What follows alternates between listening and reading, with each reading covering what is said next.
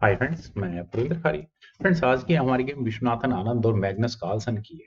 ये गेम उस समय की है जब मैग्नस कार्लसन, आज के मैग्नस कार्लसन नहीं थे, सन 2007 की। आई थिंक उस समय उनकी उम्र 15 या 16 साल के आसपास रही होगी। तो विश्वनाथन आनंद के सामने उस समय जो विश्वनाथन आनंद का कद था, मैग्नस कार्लसन शायद नौसेठी की तरह थे। लेकिन फ्रेंड्स, एक कमाल का इसमें tactical game play Viswanathan Anand ने दिखाया है, जो शायद आज भी उतना ही अ, मैं कहूँगा आकर्षक लगेगा सभी लोगों को। चलिए फ्रेंड्स, सीधा इस गेम को शुरू करते हैं। गेम की शुरुआत यहाँ विश्वनाथन आनंद ने की थी E4 के साथ, तो मैग्नस कार्लसन ने यहाँ E5 किया। नाइट F3 हुआ तो knight C6, bishop B5, Ruy Lopez opening से यहाँ विश्वनाथन आनंद ने शुरू किया। देन A6, बिशप पर अटैक बना, बिशप गया A4 स्क्वायर पर, knight F6, castle by white, then bishop E7, rook E1 square पर, B5, दोबारा बिशप पर अटैक बना तो बिशप गया B3 स्क्वायर पर, then D6, C3 castle by Magnus Carlsen, then H3, knight A5 square पर bishop का टारगेट, लेकिन आनंद को अपने इस बिशप को लाना ही C2 स्क्वायर पर है। then C5, D4, knight D7, D5, then knight B6 square पर। और नाइट B6 स्क्वायर का मतलब यही निकलता है कि इस नाइट के लिए C4 square might be an potential outpost. तो knight at B goes to D2 यहाँ पहले आनंद ने किया, सिंपली बिकॉज उन्हें यहाँ अपने इस B पॉन को ही आगे पुश करना है। खैर, अभी फिलहाल मूव मैग्नस कार्लसन का है, तो वे यहाँ क्या कर सकते हैं? I think F5 was an option. E takes F5 होता, पॉन्स डबल होते, bishop takes F5, bishop takes F5, rook takes F5, और फिर भी थोड़ा बहुत प्रेशर होता यहाँ इस पॉन पर, लेकिन गेम मोर और लेस इक्वल रहती। लेकिन फिलहाल कार्लसन ने अपने जी पॉन को आगे पुश किया G6 स्क्वायर पर, देन B4 ऑब्वियस मूव है, आनंद का यही मूव आना ही था।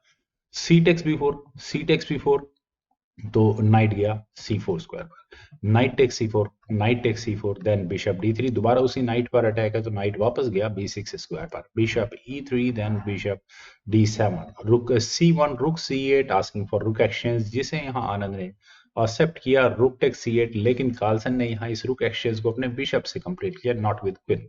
तो क्वीन गई C2 स्क्वायर पर, देन बिशप D7 स्क्वायर पर, रुक C1, और शायद मैग्नस कार्लसन यहाँ अभी क्वीन एक्सचेंज नहीं करवाना चाहते और उनके दिमाग में रहा होगा कि शायद आनंद क्वीन एक्सचेंज के लिए जाएंगे। तो उन्होंने, मेरी नजर में थोड़ा सा सरप्राइजिंग मूव चला, उन्होंने यहाँ अपने नाइट को A8 स्क्वायर पर रखा। और अब आनंद यहाँ क्या कर सकते हैं? मेरे ख्याल से ये काफी इनवाइटिंग मूव है, बिशप के लिए एक बहुत अच्छी आउटपोस्ट मैं यहाँ पर कहूंगा। लेकिन यहाँ अभी आनंद ने अपनी क्वीन को रखा D2 स्क्वायर पर, targeting again this H6 square, then queen B8 यहाँ पर मैग्नस कार्लसन ने किया, bishop G5, asking for bishop exchange. ये मेरे लिए थोड़ा सा शॉकिंग था, बिशप नॉट एग्जैक्टली शॉकिंग, थोड़ा सा सरप्राइजिंग था। नाइट टेक्स G5, देन रुक C8 स्क्वायर पर, अगेन आस्किंग फॉर रुक एक्सचेंज, लेकिन इस बार आनंद ने रुक एक्सचेंज होने करके अपने रुक को रखा F5 1 स्क्वायर पर, सिंपली बिकॉज अगर आप यहाँ देखें कि मैग्नस कार्लसन के पीसेस अभी कहाँ रखे हैं, 8th rank and 7th rank लगभग वही है, कॉर्नर में है, बोर्ड के सेंटर में तो है ही नहीं, मतलब गेम में एक्टिवली पार्टिसिपेट नहीं कर रहे हैं। और वहीं अब मैं आनंद के पीसेस की बात करता हूँ। बिशप ठीक है, नॉट सो गुड बिशप, लेकिन फिर भी एक अच्छे स्क्वायर पर रखा है। एफ पॉन आगे जरूर पुश होगा, क्वीन बिल्कुल सही स्क्वायर पर रखी है, नाइट बिल्कुल सही स्क्वायर पर जा चुका है, तो बहुत प्रॉब्लम्स।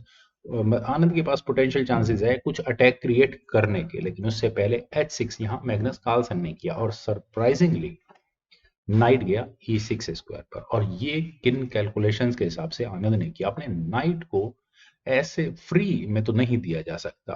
तो देखते हैं कैलकुलेशन क्या कहती है कि अगर यहाँ कार्लसन F टेक्स E6 करते हैं तो आनंद यहाँ मैक्सिमम क्या एडवांटेज ले सकते थे। फ्रेंड्स, सबसे बड़ा एडवांटेज है बिशप की फायरिंग लाइन और क्वीन की पोजीशन, जो जंप करके D5 स्क्वायर पर जा सकती है, और जिसके बाद पोटेंशियल चांसेस हैं किसी तरह की चेकमेटिंग थ्रेट के। जैसे कि अगर यहाँ से गेम आगे बढ़े और आनंद यहाँ करेंगे, और वैसा D टेक्स E6 करेंगे, बिशप पर अटैक बनेगा, तो बिशप को हटाना होगा। और अगर ये बिशप गया E8 स्क्वायर पर, तो ऑब्वियस है E7 चेक आएगा ही आएगा, किंग कहाँ जाएगा? G7 स्क्वायर पर। और ऊपर से एक बात मैं भी थोड़ी देर पहले बताना भूल भी गया था कि यहाँ इस H6 पॉन पर भी अटैक है, तो काफी ऑप्शंस होंगी यहाँ पर व्हाइट के लिए। किंग G7 स्क्वायर पर जाएगा, देन क्वीन D5, और फिर वही इशू चेकमेट का, बिशप बीच में लग नहीं सकता, अदरवाइज F7 स्क्वायर पर ही चेकमेट हो जाएगी। तो इस चेकमेट से बचने के लिए यहाँ कार्लसन को अपने रुक को एक्सचेंज सेक्रीफाइस देना पड़ेगा। रुक C4 स्क्वायर पर जाएगा, then bishop takes C4, B takes C4, queen takes C4, और एंड गेम के लिए यहाँ ये दो connected passers, queen, number of pawns की अगर हम बात करें, एक बहुत एडवांस पोजीशन में रखा हुआ पॉन F1 जरूर थोड़ी देर बाद आगे पुश होगा, एक बहुत एग्रेसिव पोजीशन के साथ यहाँ पर आनंद होंगे। पर चलिए यहाँ इस पॉइंट पर ऑब्वियस है कि पॉन से नाइट नहीं लिया जा सकता, तो क्या बिशप से लिया जा सकता है? चलिए इस ऑप्शन को भी एक बार कंसिडर कर लेते हैं कि ठीक है मेटल एक्सचेंज इक्वल रखते हैं, लेकिन प्रॉब्लम है यहाँ पर ये रुक की पोजीशन। आप यहाँ समझ सकते हैं प्रॉब्लम क्या आने वाली है। डी टेक्स E6 होगा, then F takes E6, bishop takes E6 check, rook खत्म। किंग G2 स्क्वायर पर जाएगा, then bishop takes E8। Clearly यहाँ व्हाइट अच्छी खासी लीड में इस समय पहुंच चुका होगा। तो और क्या ऑप्शंस बचती हैं? नाइट को लेना ब्लैक के लिए might be suicidal kind of a thing हो सकता है, लेकिन क्या बिशप को ही बचा लिया जाए E8 स्क्वायर पर? वो भी एक ऑप्शन थी, लेकिन अगर यहां से ये गेम आगे बढ़ती है तो सबसे पहला काम होगा क्वीन टेक्स H6 का, और फिर वही इशू चेकमेट की थ्रेट होगी, बल्कि प्रॉब्लम और वर्स्ट हो जाएगी। ईट एफ टेक्स E6 होने के बाद डी टेक्स E6 होगा, और फिर यही प्रॉब्लम होगी कि आगे आने वाले समय में एक डिस्कवर्ड चेक की थ्रेट होगी, जिसकी वजह से माइट भी ऐसा नहीं है कि इसके डिफेंसेस नहीं है, डिफेंसेस हैं, लेकिन ब्लैक बहुत प्रेशर में यहां से रहने वाला होगा। खैर चलिए गेम पर ही चलते हैं। यहाँ कार्लसन ने अपने किंग को मूव किया H7 स्क्वायर पर, देन हुआ F4। अभी भी यहाँ इस नाइट को नहीं बचाया गया है। किंग की पोजीशन इंप्रूव होने के बाद क्या यहाँ अब ये नाइट लिया जा सकता है? F takes E6 was on, देखते हैं। D टेक्स E6 होने के बाद बिशप ऑब्वियस है E8, या फिर मैं फिर दोबारा कहूं कि यहाँ इस C6 स्क्वायर पर माइट भी आ सकता है, लेकिन अगर यहां से ये गेम आगे बढ़ेगी तो अब फिलहाल मुझे नहीं लगता कि व्हाइट अपने क्वीन को D5 स्क्वायर पर ले जाने में इंटरेस्टेड होगा, सिंपली बिकॉज F1 आगे पुश हो सकता है। G टेक्स F6 होने के बाद E टेक्स F6 एंड ये दो कनेक्टेड पॉन्स जो कि 6th रैंक तक जा पहुंचे हैं, काफी कुछ मेटेरियल लेकर मानेंगे ये ब्लैक का, अगर यहाँ से ये गेम आगे बढ़ती है तो, या इस पोजीशन तक ये गेम पहुंचती है तो। खैर यहाँ क्वीन A7 चेक पहले फिलहाल ब्लैक को करना ही पड़ा, कुछ तो एटलीस्ट ऐसा हो जो इस गेम में आ सके वापस। किंग गया E2 स्क्वायर और H2 स्क्वायर पर, देन बिशप E8। बिशप के E8 स्क्वायर पर आने के बाद एक मूव मुझे थोड़ा सा इंटरेस्टिंग लगा। इस नाइट, ये नाइट खैर वापस तो जा ही नहीं सकता, ये नाइट ब्लॉक हो चुका है, कोई भी ऐसा स्क्वायर नहीं है इस नाइट के जाने के लिए। आनंद ने कह सकते हैं कि अपने नाइट को रखना ही नहीं है। खैर मुझे ऐसा लगता है कि आनंद यहाँ अपने नाइट से एक चेक दे सकते हैं, माइट भी उसके बाद कुछ पोटेंशियल चांसेस बन सकते हैं। खैर फिलहाल मूव आनंद का है, उन्होंने यहाँ अपने इस F1 को आगे पुश किया, और अब क्या F टेक्स C6 वही शुरू होने वाला है जो भी मैं थोड़ी देर पहले कह रहा था इस गेम में। खैर पॉन एक्सचेंज हुए, लेकिन यहाँ भी नाइट को नहीं लिया मैग्नस कार्लसन ने, उन्होंने यहाँ किया G takes F5, E takes F5। Friends मैं अभी जो जिस मूव के बारे में डिस्कस कर रहा था, मैं जरा यहाँ उसको एक्सप्लेन करना चाहूंगा। अगर यहाँ नाइट F8 स्क्वायर पर जाकर एक चेक दे तो ये गेम किस तरह से आगे बढ़ती है।